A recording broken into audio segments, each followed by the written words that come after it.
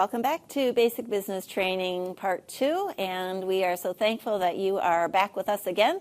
The last time we talked about management, and we are going to continue to talk about management in this session.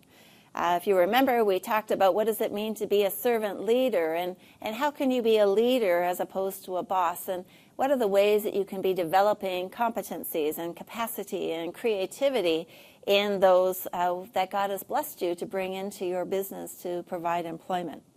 Today we want to talk a little bit more about what does it look like to be a successful company, and what are some things that you need to take into consideration, especially as you take those 7 skills of management and you begin to apply them in terms of the training and the planning and the capacity building that you are doing in your business. So there are some things we know about successful companies. First, they tend to, they watch trends where they are looking at the increase in global competition as the world becomes smaller through the internet and easier access to transportation. And so wherever country you are in, you are seeing the world become smaller. And so there are trends that are going to be taking place in your industry, in the sector that you are in, as well as just in terms of the population, as well as people are able to move easier in and out of places. We talked a little bit about that in your marketing framework, looking at your industry, but remember that part of your planning that you're doing as a leader also needs to be to watch those trends. Another trend is the changing birth rate that is happening around the world. And we also talked a little bit of that in the Church-Based Marketplace Ministry course, where we looked at the distribution of population is changing, and therefore the market is also going to be changing. There's a declining birth rate in the minority world, in the Western world, and there's a much younger population in the majority world. That means that finding skilled workers is going to be more difficult in some places and easier in other places, and businesses pay attention to where that is as to where they would like to put other branches of their company. The third has to do with how disposable income is spent, and that is something that is changing fairly rapidly. As income increases, where and how we spend that money begins to change. We move towards convenience and flexibility as opposed to basic needs. And so that is something as well, especially as our cities are growing bigger and the population in almost every urban area is going to increase in the next 30 years, knowing that people are going to be looking for convenience and flexibility as it relates to food, as it relates to the shopping that needs to be done. As traffic and congestion happens in our cities, delivery services become more and more important. And as business owners, we need to be watching those trends and understanding how we can meet our customers' need in order to help them in this new preference of convenience and flexibility. We also need to be able to spot fundamental changes in the world and present opportunities from them as they take hold in the general population. And I love the economist who said that every social need is a business opportunity. And so as we are watching for things that are happening, we can say, I can meet that need. There is a challenge as it relates to water getting in one community. I can dig wells. There's a challenge as it relates to electricity going to every house that's properly wired. And as an electrician, I can help with that. And so we look and we are aware of the challenges and the opportunities in our communities and how to be able to meet those. Another trend of successful companies is that they use teams to innovate and develop products quickly. And being able to pivot, to move, to change quickly is something that's very important. And you need to evaluate for yourself, where are you in terms of that? And then another one is the forming of partnerships with other companies in your own industry. Again, we talked about that prior. Are you part of a cooperative? Are you meeting with other people in the same industry as you? Are you figuring out how to work together? Or is there a great amount of distrust and an unwillingness to learn and share that is going to keep you isolated and on the back end of information rather than on the front end of that? And of course, successful companies know how to put the customer at the center of everything that they do. And so as you do this, as you look at these successful trends or companies who are successful, there are some things that we need to understand about how to manage the production process. And there are 5 different challenges as it relates to solving issues as it relates to the production. The first is your own capacity. You may see that there is a growing need for something, but you have to ask yourself, what is my capacity? How much can I produce, and what is my potential? And sometimes we bank on the fact that we are going to, the capacity is there and they will come to us. And so I've seen business owners invest a lot of money and take loans in buying inventory and believing that they will have the customers, but they do it before they have the customer base and they run into trouble. They have not truly assessed their own capacity. The second is scheduling. How am I going to do it? Who is going to do it? How will it happen? And scheduling is critically important. Relating next is inventory. How much inventory is there, and how can I reduce it? Because when your funds are tied up in inventory and that inventory is not moving, it's not making money. And of course, you always want to have your money and your assets moving so that you can increase that capacity. We all know, we can probably all tell stories about stores that we went into to buy something and it wasn't there. And for me, I usually don't give second chances, to be very honest, unless it's a place I'm very loyal to. If you don't have it, I'm not going to trust you that the next time you will have it. And so that's something, that scheduling and that inventory and understanding how to do that is critically important for your customers to keep their trust in you. Another part of managing the production process is standards. What are the standards that your government may have that you have to respond to with the International Standards Organization, the ISO? And so, and how do I try to meet those standards? And how do my employees understand meeting the standards? And what am I willing to compromise on, or what am I not allowed to compromise on? We have to know what it means to be efficient in terms of production and have the quality output that our customers expect, that we desire, that God desires as owner of the business, and that the government has expectations of as well. And so from that, we then go to control, that we have to be able to control the production process. We need to evaluate on every step of the way to see where there might be problems in that. We want to focus on process quality and not necessarily the end result quality. Sometimes we focus on the end result. Does it look how it needs to look? And rather, we want to look at the process, and does every step of the way, is it as efficient as it can be? And there are some fascinating examples out there of business owners who have really learned to streamline the efficiency, how saving so much time and energy by just changing a few things in the pattern of how things are made and created can really increase the capacity, and as well as it's a relief for employees who are struggling to get the number of outputs up that you have an expectation for, or you've agreed as a team you want to do. But streamlining and looking at every part, how can we make this better and easier, is something that's very important to do.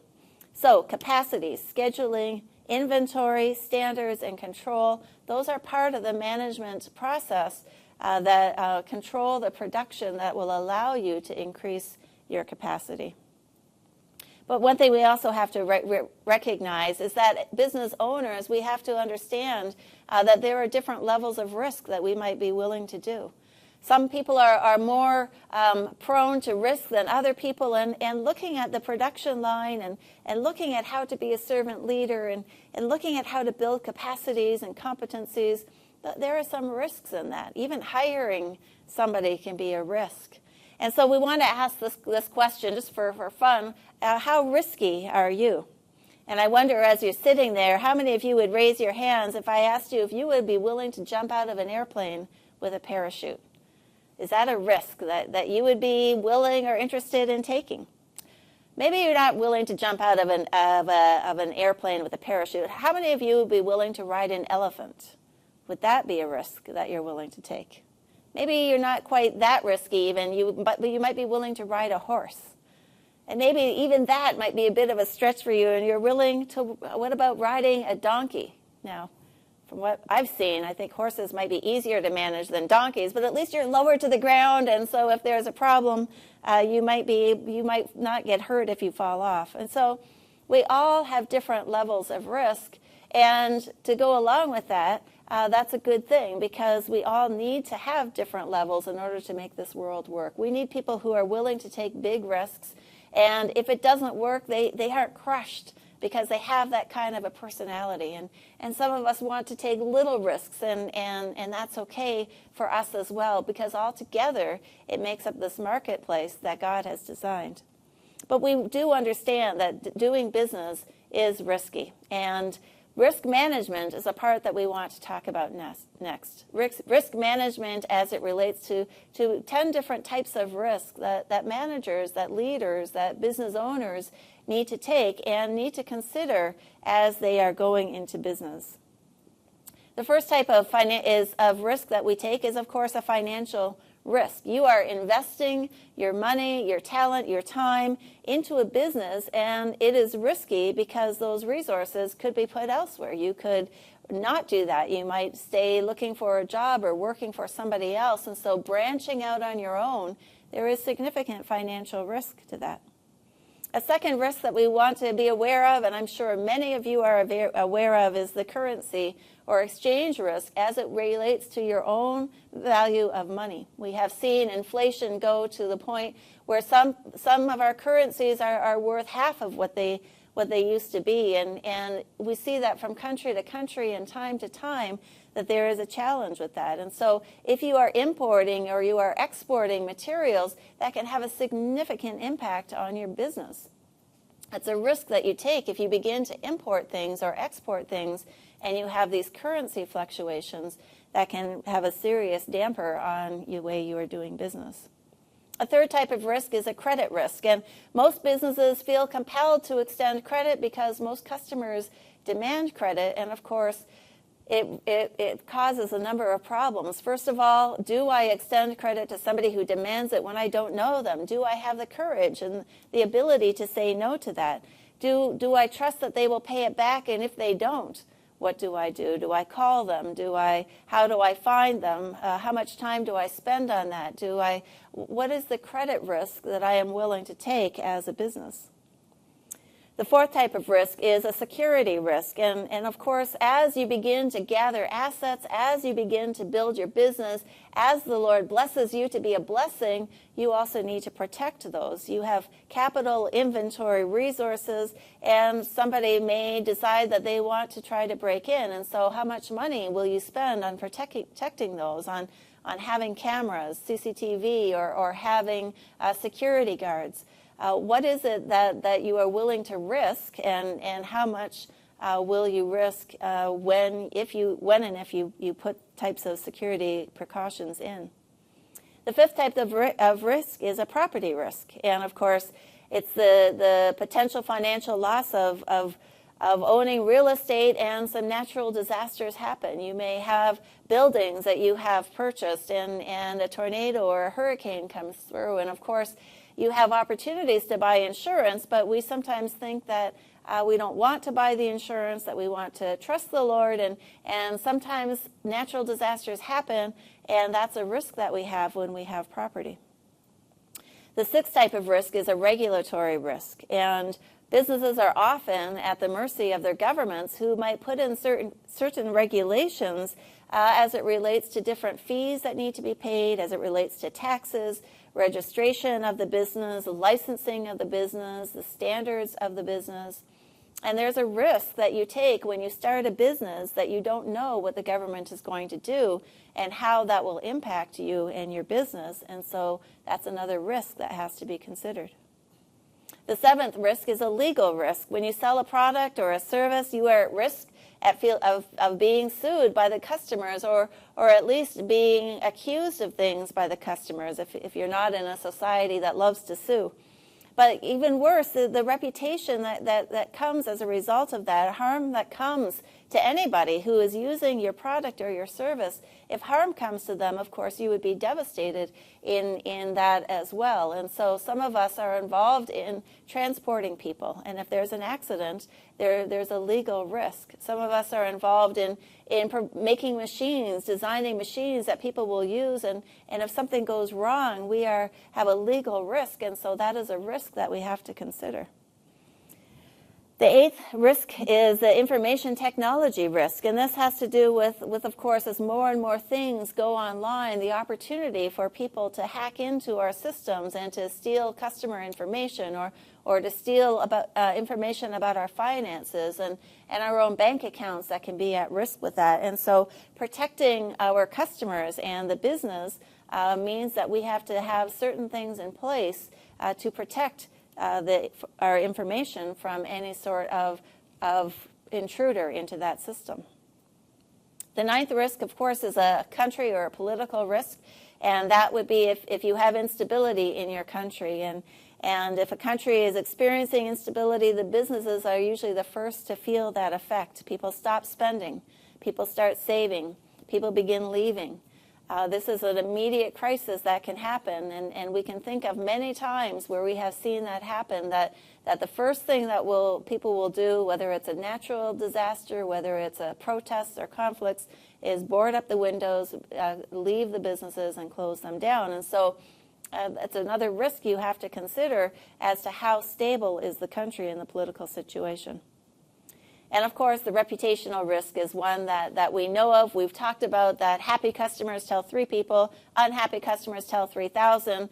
If you are doing a business, you are selling a product or a service, and you have an unhappy customer, your reputation comes at risk. And it can happen very quickly, and it can spread very quickly.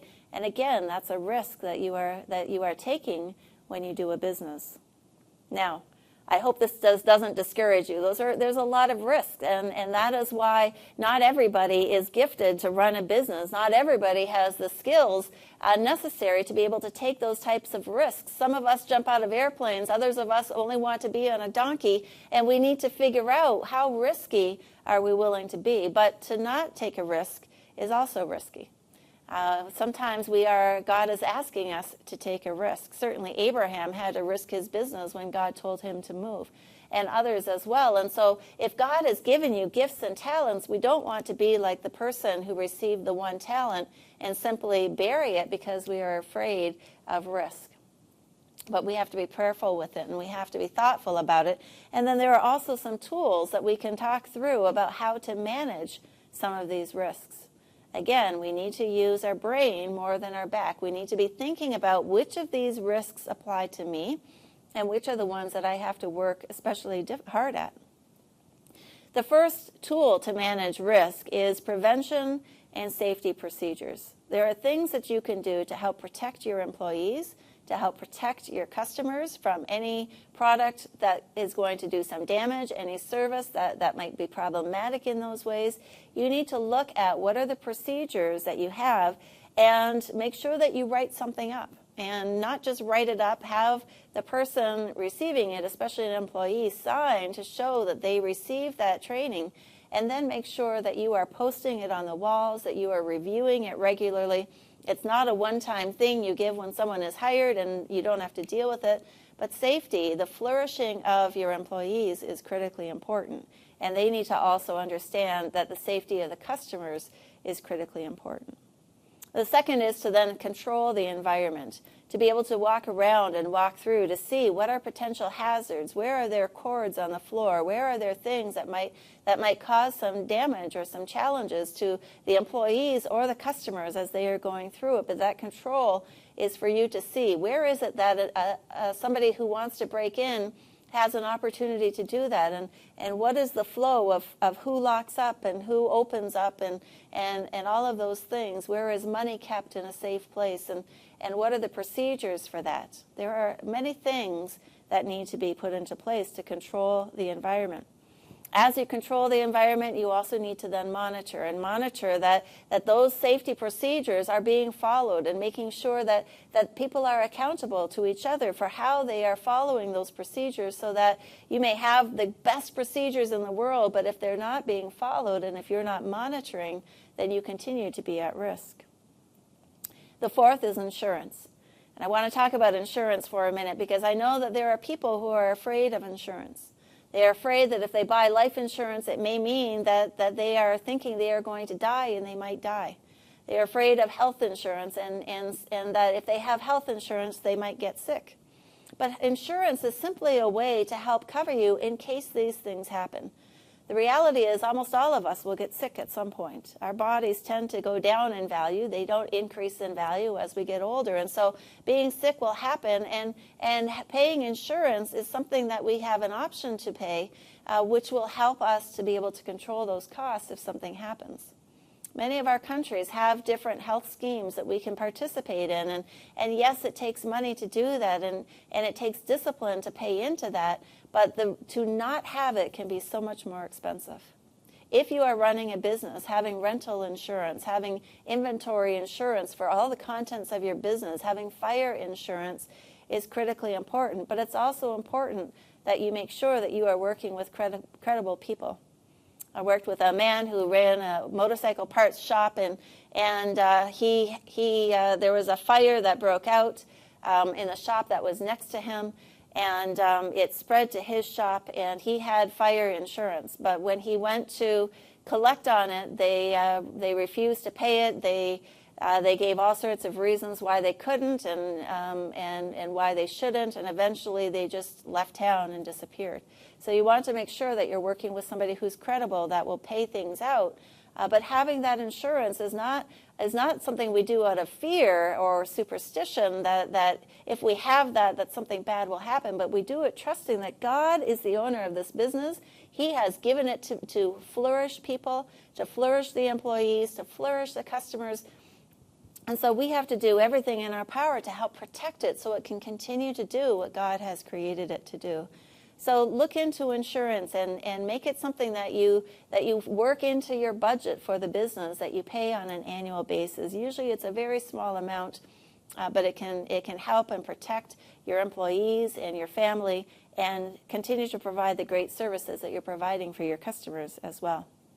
Another tool to manage risk is what we call hedging, and it means you want to not put all of your eggs in one basket, if you think about that. And so when you put all your eggs in one basket, you trip and fall, and all the eggs are spoiled. We want to be able to put these eggs in different places. And I see this with many business owners, that they are diversifying their income stream. And so they may have some animals, they may also have some crops, or they might have a tailoring shop going, but they also might have a retail. Because if something is happening in one area, it allows them to have something else that is going on. And so hedging and putting your eggs in different baskets, there is something important in that. But what it also does is it limits your capacity, because you can only do some things with excellence. You can't do everything with excellence. So you can think about how to diversify your income stream, but also remember that you still want to be able to work with excellence in those things that God has given you to do, so that you can continue to be the blessing. And the last tool to manage risk is to have response plans and a resiliency. And that's going to be important, that if things happen, if something, God forbid, that something bad would happen, what will be the response plan? And we need to talk about it as a team, as employees, and what will be the response if A, B, or C would happen? How will we handle that? What do we have in place? Sometimes we don't want to talk about those things because they feel negative, or they feel like we're bringing in some bad spirits. But we need to talk about that, because that is management, that is leadership, and that is planning. And so having conversations is very important. What would we do if a flood came? What would we do if somebody breaks in? What would we do if these things happen. And we pray that they don't, but speaking them out loud, again, greater is he that is in me than he that is in the world. And we claim that our businesses belong to the Lord and that he is in control. And our hope and our desire is to manage them well so that they can continue. We now want to kind of shift into another area of workplace management, as we've been talking about the need to have employees and to make sure that we are making them part of the team and that they understand the risk and how to mitigate some of these risks. We want to talk about the importance of how to hire. And when we looked at our previous class, or we looked at marketing, and we talked about that we need to hire people who can do the job, who will do the job, and who are manageable once they are on the job. There's also a way in which we want to go about finding the right people. And so we know that it's risky to have employees. It certainly can be part of our reputational risk. Oftentimes we will lose customers. Remember, 68% of customers leave because they were treated rudely, or they had somebody who was indifferent to them. And so there's a reputational risk of hiring an employee. But we also know employees are critical for the growth of the business, for the benefit of the customers, and we also want to help our employees flourish. So how do we promote creativity without losing productivity? What encourages this and what stifles this? And that's a conversation that I hope that you can have as a class. How do we promote creativity in our businesses without losing productivity? How do we balance some of these things out? Hiring people to work in your business is a cost, but it can benefit your business in many ways. Hiring people whose creativity matches your potential is one way to help encourage growth of a business. And so what are the challenges of hiring someone? It's another cost, right? It's a fixed cost, especially if you put them on salary, you have to pay them regardless of sales. There's a risk involved in that. Another challenge is that you need to spend time training each employee to reach their full potential. And it takes time to train somebody, and that's why keeping employees is so critically important, that you might keep them and so you don't have to continue to do that training. There's a story of one company that hires a large amount of workers, and they work only for 12 weeks. So it would be over the period of time when students are out of school, and they spend 8 weeks training these employees to only work for 12 weeks. And you think, wow, that is significant cost. Why would you spend so much time training 8 weeks and they're only going to work for 12 weeks? And this company said that the reason that they do that is they want their employees to be able to work without thinking, so that they can be interacting with the customers. And so they can do the work that they're doing, and they've got it memorized. They have it so far down that they can do it so that their eye contact and their dialogue and their discussions can be helping the customers to feel very good. That takes a lot of effort. That's not an easy thing to do, to spend that much time in training, and yet it costs. There's a cost to that, but doing it right can be very good for your business. You must work to build trust with the staff by holding each other accountable to responsibilities and respecting the property of the business. So hiring somebody will free you up to be active in other areas of your business, such as marketing or product development. You can train somebody in the business so that they can work while you might be sick or you might be away on a holiday. You'll be able to accomplish more, which will allow your business to grow more quickly. You can hire specialists to focus on certain areas in which you do not specialize yourself, or you don't have the time to implement effectively. And so these are the benefits of being able to hire. There are risks, there are also benefits, and you have to decide what will be good for you at this point in time. Human resources is something that we talk about when we are discussing how to manage our employees, and it consists of programs and policies and practices of managing an effective workforce, and it includes the following. Again, planning as it relates to human resources. What are the legal requirements that are expected of you in your country? What are the staffing needs that you have, and what will those look like? How will you compensate them? How will you decide how much to pay them? How much training and development will you spend? How will you evaluate your staff? And how will you retain your employees? What will the relationships look like with them? And so when we want to look at these steps for human resources, the first one we want to look at is planning. What do you want? When will you do it? And how will they do it? Now, I don't know what it has been like for you to hire, but oftentimes I have found in talking to people that they have not had a great strategy for finding the right person. They might just talk to a few people, or they might get some referrals, or they might talk to friends or family. And yet it's important that you have a clear idea of the level of experience, the level of education, the willingness of that person to be trained, that a qualified candidate would be able to have in order to function successfully in the position that you are thinking about. And you might think the position is too small, I don't need to do that, but it's not. Your company is God's company. You're the owner of the creator of the universe, is the owner of your business, and so putting time and effort into what this position is going to look like will help you to get to that right person. You need to think about the salary that you might pay, or the compensation if it's going to be on commission. It should be a competitive salary in order to be able to recruit the right person. What are other people paying in that area, in that same area, and can you afford to do that, or what can you afford to do? You have to think about who that employee will report to. Will they report to you? Will they report to somebody else? And so it takes the planning to think through what can you do to help this person have a seamless transition into the business and have a good understanding of where they will fit and how they will flow. The second one was the legal requirements, and those are the steps to hire new employees within your own government's department within the city and the country. And so it might include that you have to have an employee identification number. You might have to handle records for tax withholding. Federal wage requirements may need to be followed, and you may have to provide the tax statements for how you are paying. You may have to have the employee give you some eligibility verification for their ability to work, such as their citizenship or work permits, and you may be required to have copies of those. And then you may have to report the newly hired staff to the government.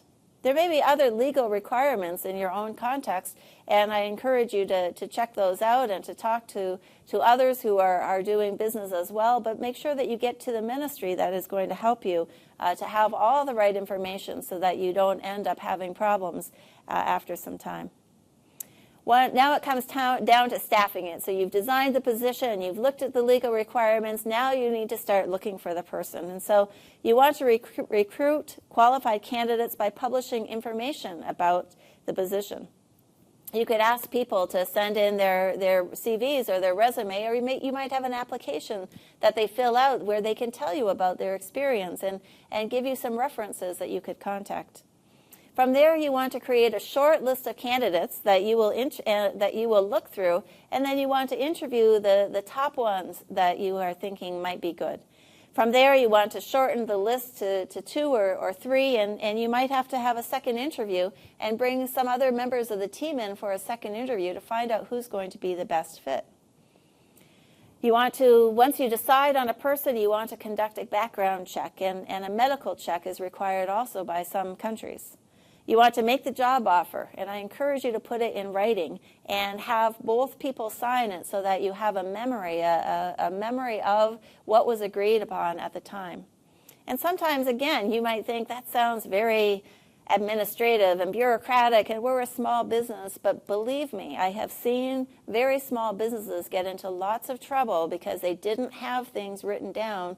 There were assumptions made that what I said was understood as the words I meant to say, and it's just a lot easier. You save yourself a lot of challenge, even if you just get a piece of paper and you write on your hand, so-and-so agrees to be hired for this amount of hours, for this pay, on this date, and it makes things very clear. It does not need to be formal. It does not need a lawyer. It's just something that you both sign to make sure that you understand together what you are saying.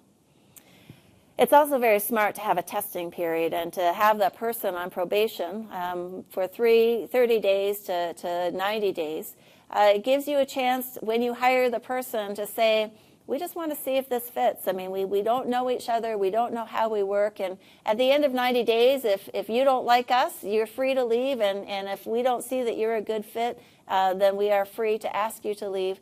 But that is a very important also buffer. Sometimes it's easy to hire. It's not easy to let people go. And again, I've seen many challenges with that in different countries where the process is very long and legal things can enter into it more and more. And so having those precautions, having a 90-day probationary period is advised. We're going to talk a little bit more about hiring in the next session. Let me just stop there right now and let you consider these things that we've been covering and what God might be asking you to do. Begin to pray about whether you will be adding a person, and if so, who that person might be and where you can find them. In the meantime, we will see you next time as we continue with our management classes. God bless you.